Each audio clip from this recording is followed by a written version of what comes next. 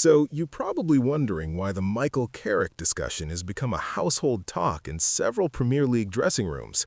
It's becoming heated every passing day, as everyone is finally putting a face as to what is wrong with Manchester United. Well, it's no secret that Ruben Amorim was sacked on the 5th of January 2026, having managed 63 games with a 39% win rate, only better than Ralf Rangnick, who had a 37% win rate. And when you look at the numbers critically, Amorim's win rate was going to drop further if he had been allowed to manage more games, and that's a fact. The interim head coach position was then passed on to Darren Fletcher. However, there were some technical discussions at the board level that later influenced Michael Carrick to take on the role of interim head coach instead, in a bid not to lose another homegrown talent to the competition again. Carrick was appointed immediately, and that's why they say they reached a verbal agreement for him to become interim head coach. You see, from the time Michael Carrick retired from club football in 2018, he immediately joined the backroom staff at Old Trafford because he had an immense desire to groom other players and later coach them with a hope of trying out his tactical vision that he knew he had. And that chance came in 2021, just 3 years later.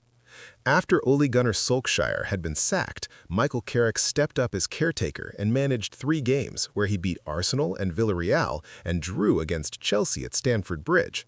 He thought he had shown maturity of taking up the head coach role. The board thought otherwise, and that's when they brought in Ralf Rangnick, who has so far had the worst winning rate ever since Alex Ferguson retired. After the terrible tenure of Ralf Rangnick, Michael Carrick thought that his time had come to showcase what he can do, given the fact that the same chance had been given to Ole Gunnar Solskjaer. But again, the board had other plans, and that's when they went for Erik ten Hag. It was at that moment that Michael Carrick knew that he had to put in more work to prove his critics wrong. So his ambition got him to leave Old Trafford and got signed as the head coach of Middlesbrough in October 2022. During his tenure, he had a win rate of 50% from the 136 games he managed, which was pretty impressive given the kind of talent he had to work with. And I mean no disrespect to Middlesbrough. He went on to win EFL Championship Manager of the Month a couple of times, but due to philosophy differences, his tenure at Middlesbrough ended because he tried to make them play the United way. So he moved back to Old Trafford. However, with Ruben Amorim, there was visible tension during training, mostly due to tactical differences, and whenever Michael Carrick brought up the issue, Amorim would shut him down and later remind him who the head coach was. Michael Carrick's issue with Amorim's tactics is that the tactics were rigid and didn't give room for game reading and utilizing individual player abilities. It was so strict that all the players had to do was to deliver as per the tactical plan or be shown the exit. So when someone like the legendary Roy Keane comes out to say that Michael Carrick shouldn't be considered for the permanent club manager job, no matter his performance, it can only be that Roy Keane knows something about United that the rest of us are missing.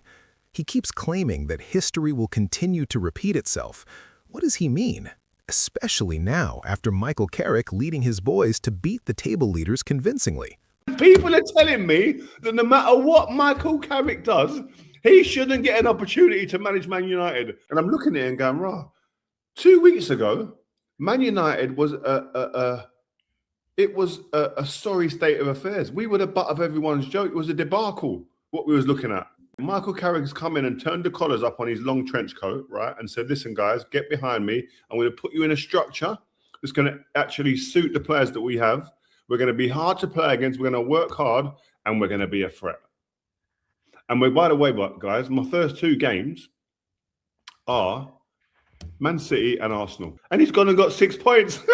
People are telling me that no matter what Michael Carrick does, he shouldn't get an opportunity to manage Man United. Where the hell are these people from? Like, the disrespect is unbelievable.